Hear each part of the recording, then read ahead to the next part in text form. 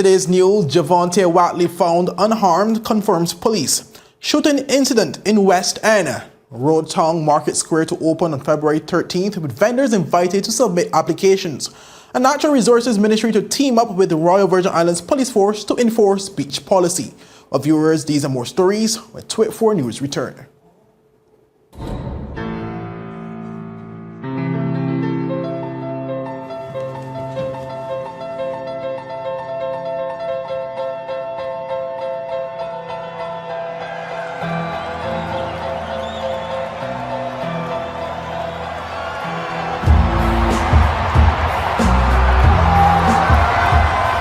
Welcome to the 103rd season of the NFL!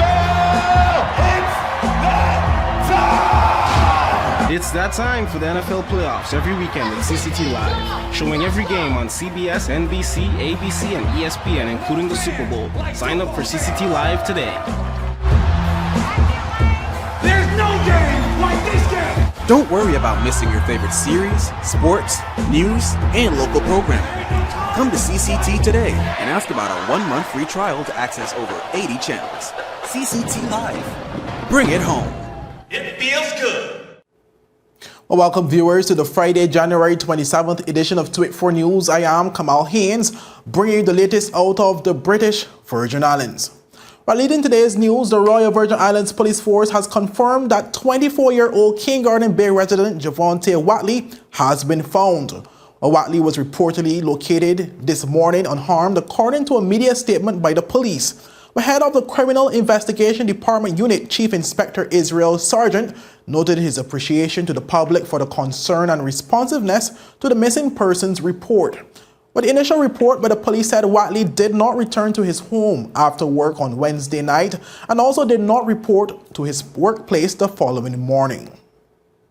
Well, moving on, viewers, where the police confirmed the shooting incident in Zion Hill West End, Tortola, which took place early last evening, Thursday, January 26, 2023. Well, in an invited comment, the Royal Virgin Islands Police Force said, and I quote, "One person is being treated for injuries at the hospital. No further information is available at this time," end quote. Well, prior to the confirmation, multiple residents reported hearing gunshots, which they said resulted in one male being reportedly injured after receiving multiple gunshot wounds. Well, more to come as the story continues to develop. Well, the Road Town Market Square is scheduled to officially open on February 13th, 2023, and vendors are being encouraged to submit their applications to receive one of the 16 available kiosks. Well, Deputy Premier and Minister for Communication and Works Honorable Rymer made the announcement in the House of Assembly on Thursday, stating that the project is substantially completed and ready for occupancy. Well, he said a new facility will initially be managed and operated by the Wickhamski Development Authority and later will be overseen by a management team which will be contracted following a tender process. In preparation for opening the facility, we have offered first rights of refusal to the original vendors of the old market square that were temporarily displaced during construction. Madam Speaker, I take this opportunity to invite applicants to apply for one of the 16 kiosks, and we are currently offering the 10x10 kiosk at a rate of $300 and the 12x12 kiosk at a rate of $450 monthly. In addition, Madam Speaker, as the market square is in the territory's capital, it is important that the Virgin Islands be represented in a whole. As a result, we have dedicated a kiosk specifically for our brothers and sisters from the outer islands to add to the creative product in our territory's capital market square. So the kiosk will be available for persons coming from the sister islands to be able to have a space and will be able to offer their produce or their product in the market square. The Deputy Premier provided a summary of works that have taken place to date on the project. The first building constructed on the site was the bandstand building, which will serve as a central gathering area for events that may be held at the market square. 16 kiosks have been constructed. 10 kiosks at 12x12 feet in dimension, while 6 kiosks are 10x10 feet. The kiosks are outfitted with a sink and faucet lighting, a duplex outlet, and a countertop for vending purposes. Although not installed yet, each kiosk will have shutters to enclose the kiosk to protect against vandalism and provide adequate security. All kiosks are equipped with a sink for sanitary purposes. They are also fitted with lighting and power supply to facilitate vendor operations, even during the nighttime. Solar lights were also installed to provide sufficient lighting to the square and reduce the overall electricity consumption charges. Madam Speaker, the restroom building is fitted with a total of 8 stalls, 5 stalls on the female side, with 1 being handicap accessible. Minister Rymer also assured the public that special attention was given to the project to ensure the building is resilient and secure. He said concrete divider walls and shutters have been installed at the closure of the entrances. The construction of concrete box drain and the trenching and laying of the drain pipes have been completed.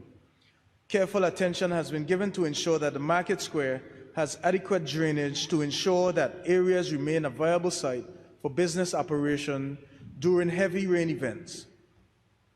Madam Speaker, you may have been inconvenienced by the work to install a drain crossing that is intended to discharge the storm water collected in the market square into the existing public drainage system. Additionally, we have altered the design to include more soft landscaping with grass, shrubs, and trees to allow for better drainage during inclement events. Rymer further revealed that the final building to be constructed will be a bus shelter that will be the main hub for the collection of passengers, with an aim of alleviating the dangerous practice of bus operators collecting passengers at the beginning of the Sir Walter Francis dual carriageway. Well, up next, viewers, Natural Resources Ministry to team up with the Royal Virgin Islands Police Force to enforce beach policy. Obedience and enforcement issues plague the territory's roads, says Rymer. And Kevon S Lettsome, I will not succumb to the malicious attempt. But these are more stories after a word from our sponsors. Hun, it's asking for your password. Huh? You were logged out. I need the password. BR. What's the rest? BRANDI, the number 4, EVER? Who's Brandy? We're like the password that isn't your ex-girlfriend's name. CG Insurance. Good like that. I should have changed it. You should have. You're right. Yo, everything good, Dad? Aye. This thing got me one way, Daddy. What do you mean? Ever since I hook up with this thing, can't eat, I can't sleep. This is the first thing I touch it when I reach home. What you really? Hey, this ain't like you, you know. Dad, this thing got me staying home. Keeping out of trouble me. Wow. What your name is? Shit. I talking about my CCT life.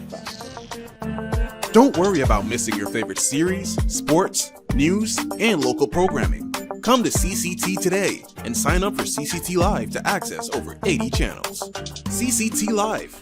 Bring it home. 1 month free trial turn into 5. 5 months turn into, well, you know I huff. I watching ball.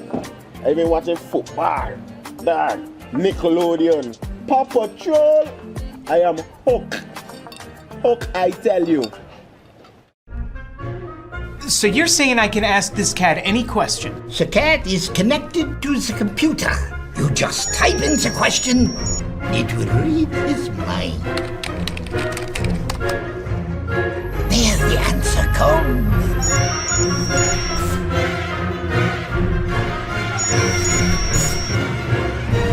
You're the man! I've been looking for this for weeks. Welcome back, viewers. Well, the Ministry of Natural Resources will be collaborating with the Royal Virgin Islands Police Force and a number of other departments to enforce the territory's beach policy.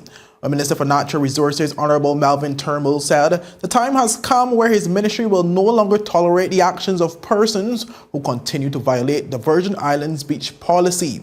But the policy was formalized in 2020 following Cabinet's approval or approval and requires persons who intend to use the beaches for commercial and in some instances non-commercial purposes to apply to the ministry for permission. The beach policy requires that persons apply to the Ministry of Natural Resources and Labor to use beaches for any commercial activity regardless of the size of operation, presence or absence of a structure, type of structure, or whether it's temporary or permanent operation.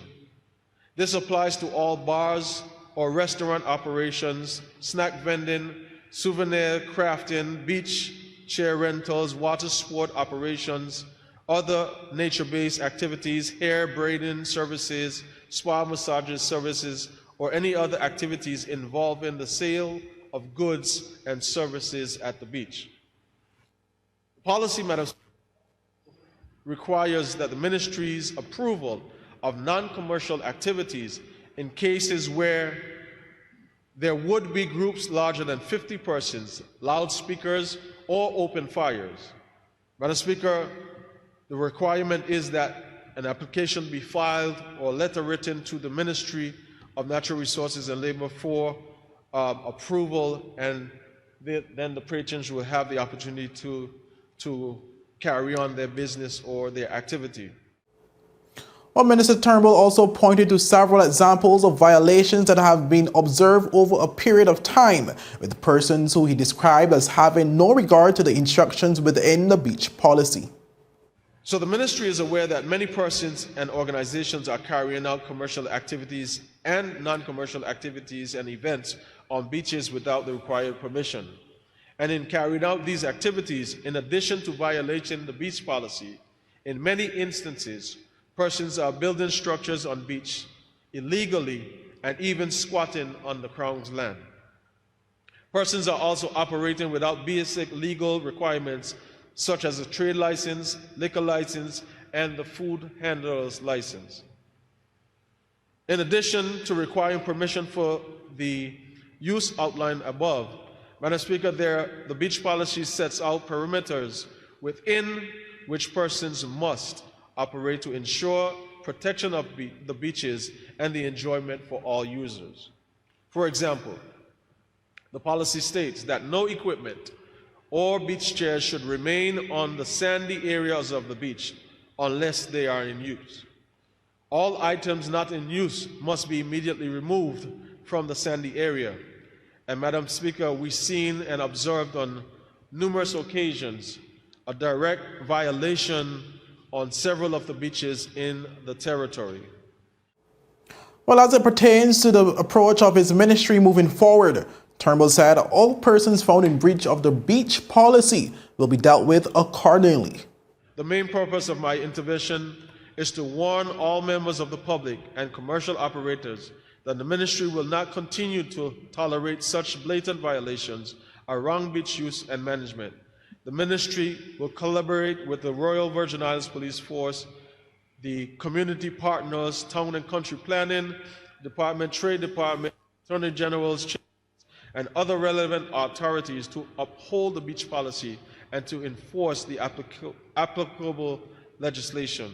That means, Madam Speaker, in the future, persons can expect for unapproved events and commercial activities to be discontinued. Well, Minister for Communication and Works, Honorable Rymer, believes that efforts to address the territory's road safety issues from a legislative standpoint will have minimal impact, as the true issues plaguing the roadways are a lack of obedience and enforcement of the law. Well, more in this report.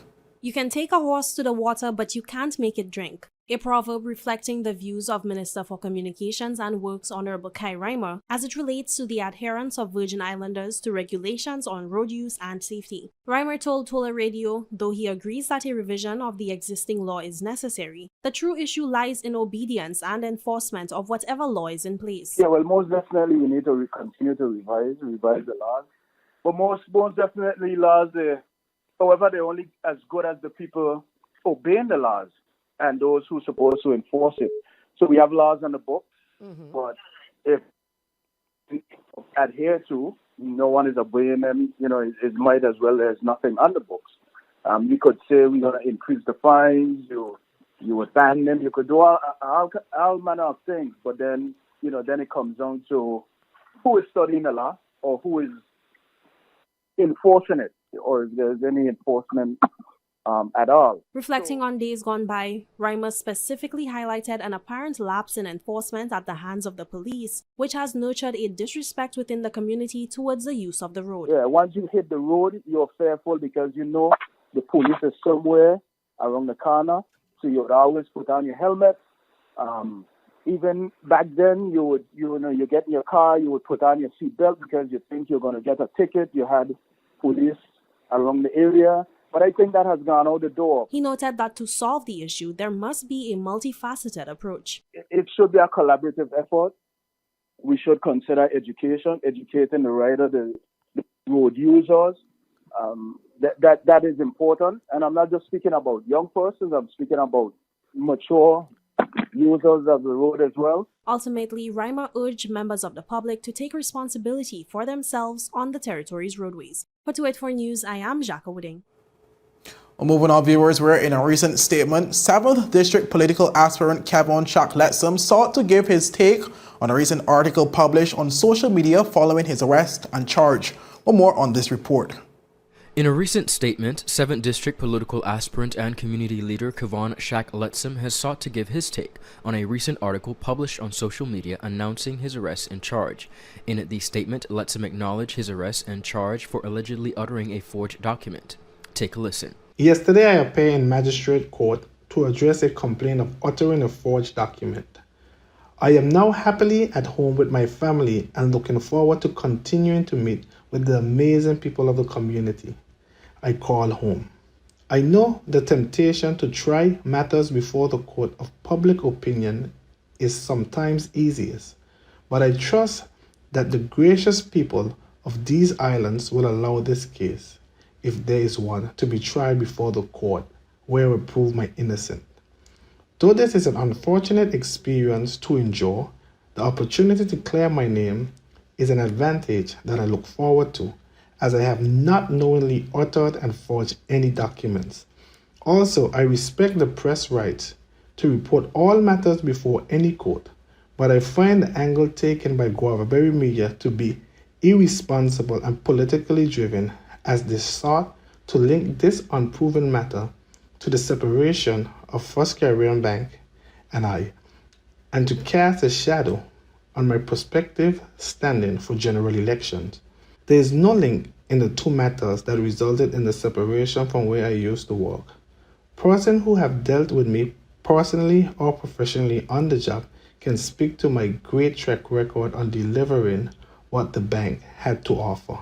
An official copy of the correspondence from the bank explaining the reason for separation is available for release if necessary. I am also happy for the opportunity and experience gained at that great banking institution.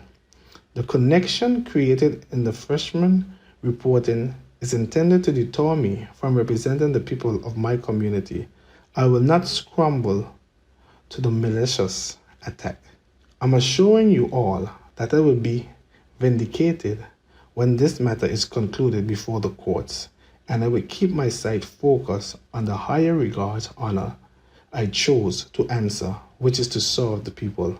Lettsome is charged with uttering a forged document and appeared at the magistrate's court via Zoom. He was granted bail in the sum of $40,000 with one surety on the charge of uttering a forged document. The article Lettsome has responded to, published on social media, stated, and I quote, "At the time of writing this news story, the accused Kevon Lettsome was instructed by Magistrate Kadeem Palmer to head to court to be held until bail conditions were met. It is not yet confirmed if the process has been completed.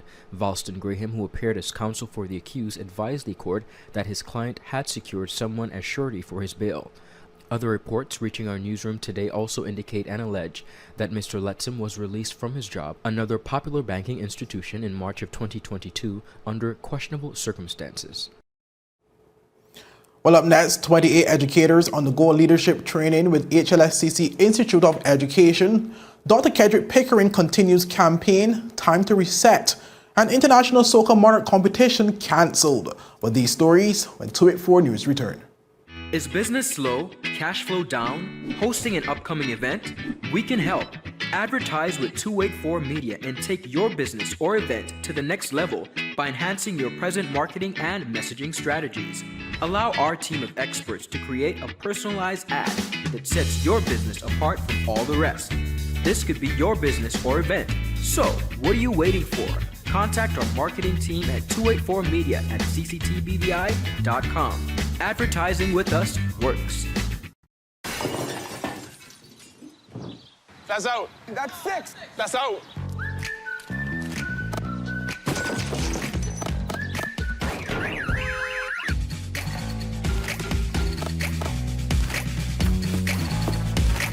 With worldwide medical coverage and affordable premiums, we're like a home match that isn't played at your actual home. CG Insurance. Good like that. My turn. Oh, come on, guys.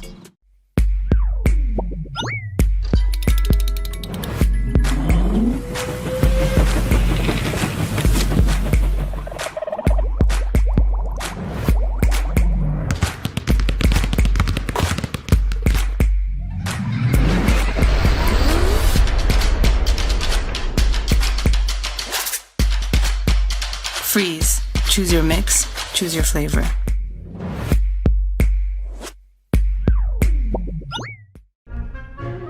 So you're saying I can ask this cat any question? The cat is connected to the computer.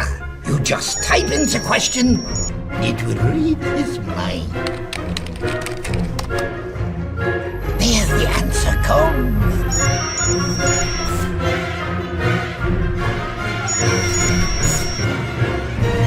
You're the man! I've been looking for this for weeks.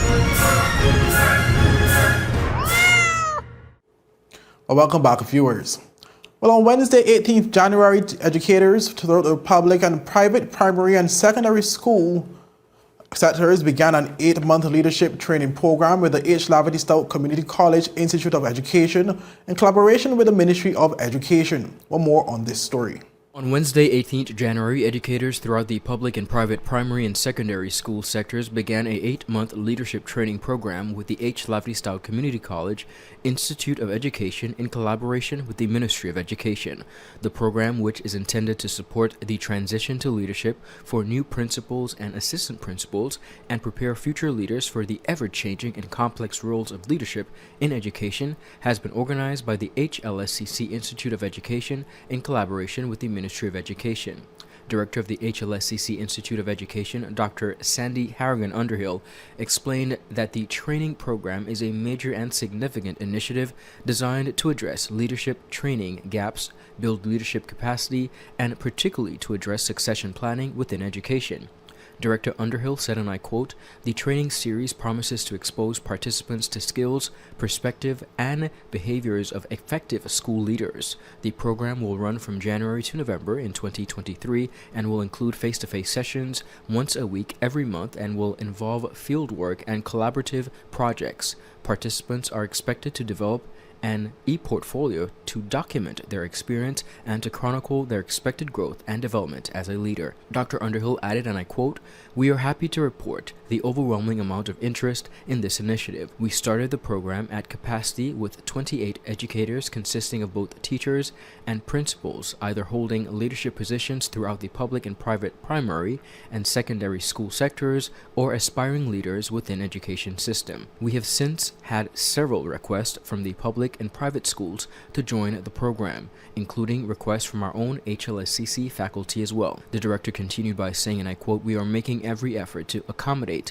this additional interest, even if it means virtual attendance for late registrants, as we recognize the importance of this type of training in education at all levels." Over the course of the program, the Institute will cover topics such as adjusting to the role of principal, leading with emotional intelligence, leading positive behavior management, leading special education, stakeholder relations, leadership, for accountability and transformational leadership. The HLSCC Institute of Education works closely with the territory schools, both public and private, through the Ministry of Education to obtain data that will inform decisions about the territory's education training needs. Its mission is to develop effective educators who demonstrate progressive ideals through research-driven, innovative, and reflective practice. That includes critical thinking skills and encourages capabilities for lifelong learning in students.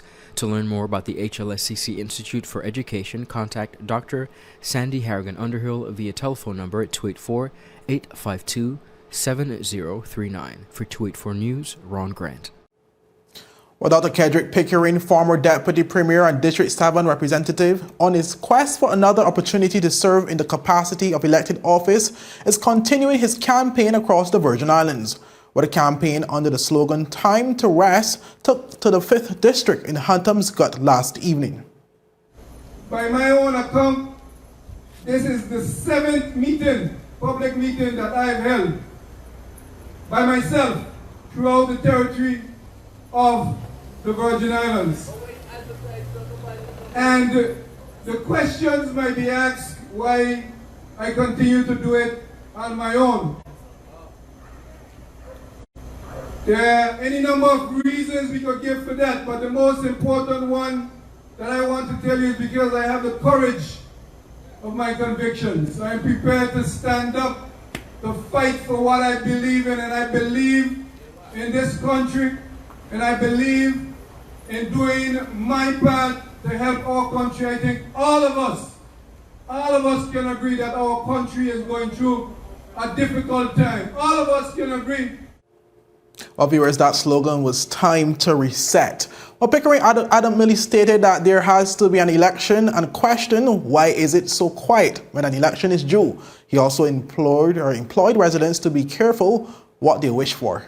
Now, let me say from the very outset of my discussion this evening, the question continues to be asked: is there going to be an election in the British Virgin Islands? Is that why nobody is campaigning?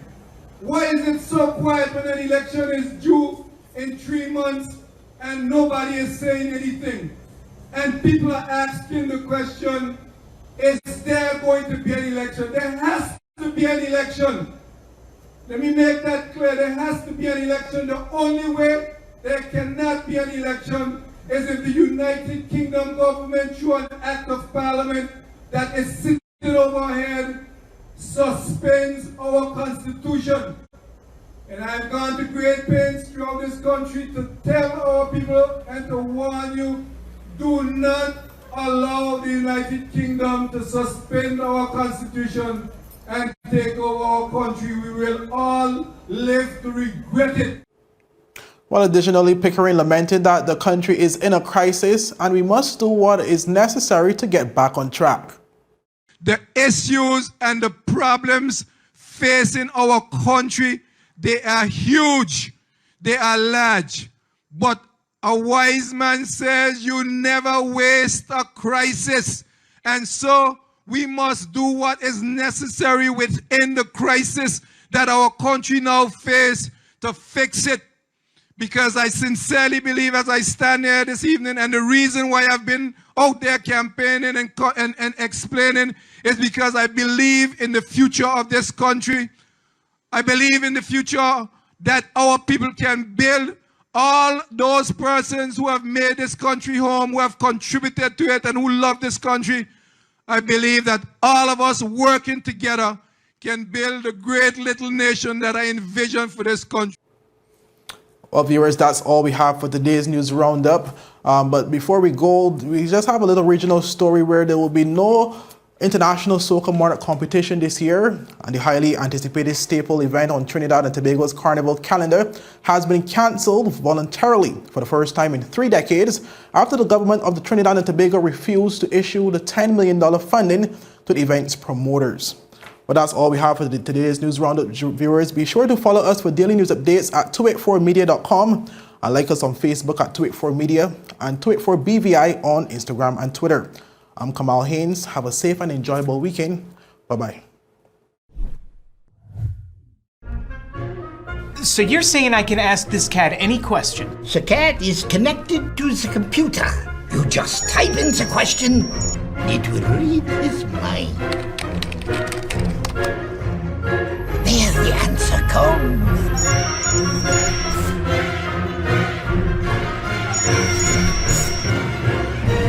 You're the man! I've been looking for this for weeks.